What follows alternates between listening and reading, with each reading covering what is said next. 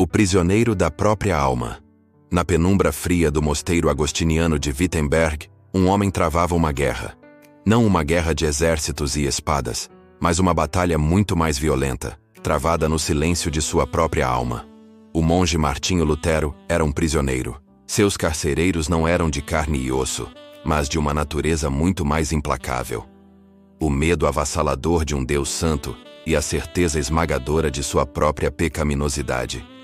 Cada oração, cada jejum, cada ato de penitência parecia apenas aprofundar o abismo entre ele e a salvação. No centro de sua angústia estava uma única e terrível frase da Bíblia, um versículo que, para ele, não era uma promessa, mas uma sentença. A justiça de Deus. Em seu estudo, localizado na torre do mosteiro, Lutero se debruçava sobre as Escrituras, não em busca de conforto, mas como um condenado que lê repetidamente a ordem de sua própria execução, tentando desesperadamente encontrar uma brecha que o pudesse salvar. A agonia e a revelação. A luta de Lutero, que os alemães chamam de Anfechtungen, ataques ou provações espirituais, era intensa. Ele via Deus não como um pai misericordioso, mas como um juiz implacável, cuja justiça era um padrão impossível de ser alcançado. Para ele, a justiça de Deus, mencionada pelo apóstolo Paulo na Epístola aos Romanos, 1:17, era uma justiça ativa, um atributo pelo qual Deus, em sua perfeita retidão, inevitavelmente punia o pecador. Lutero odiava essa justiça. Ele odiava um Deus que exigia o que ele, um pecador irremediável, jamais poderia oferecer. Eu não amava assim, eu odiava o Deus justo que pune os pecadores, escreveria ele mais tarde. Dia e noite, naquela torre, sua mente martelava o texto de Paulo. Porque no Evangelho é revelada a justiça de Deus, uma justiça que do princípio ao fim é pela fé, como está escrito: o justo viverá pela fé. A passagem deveria ser uma boa nova, o Evangelho, mas para Lutero soava como uma zombaria. Como poderia a revelação da justiça punitiva de Deus ser uma boa notícia?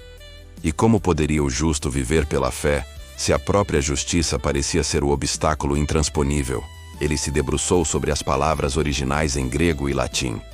Meditou, orou, debateu consigo mesmo em um tormento febril. Ele estava preparando suas aulas sobre os Salmos e a Epístola aos Romanos para seus alunos na universidade, e a necessidade de explicar o inexplicável o pressionava. Foi nesse processo, nessa imersão total e agonizante na palavra, que a luz começou a romper as trevas. O momento exato é debatido por historiadores. Provavelmente um processo que culminou entre 1515 e 1519. Mas a revelação foi como um raio. Lutero percebeu que havia lido a frase de Paulo de forma completamente equivocada. O Espírito Santo, como ele descreveria, lhe abriu o entendimento. A justiça de Deus não era a justiça ativa com a qual Deus condena, mas uma justiça passiva com a qual ele, por graça e misericórdia, nos justifica através da fé. A justiça de Deus não era algo que exigiam de nós, mas algo que nos davam. Era um presente. Era a própria retidão de Cristo imputada ao pecador que crê. A fé não era uma obra a ser realizada para merecer a salvação, mas o ato de simplesmente receber esse presente imerecido. A mão vazia que se estende para aceitar a graça. Naquele momento, tudo mudou. O versículo que antes era veneno se tornou mel. A passagem que era uma porta trancada se escancarou. Lutero descreveu a sensação com uma intensidade inesquecível. Senti que havia nascido de novo e que tinha entrado no próprio paraíso através de portões abertos. Ali, e imediatamente, toda a Escritura assumiu um novo significado. O Deus que ele odiava se tornou um Pai de graça inefável. A Bíblia inteira, antes um livro de leis e condenações, transformou-se em um testemunho radiante da misericórdia de Deus em Cristo. A faísca que incendiou o mundo. A experiência na torre não foi apenas uma crise pessoal resolvida. Foi o terremoto teológico que deu origem à reforma protestante.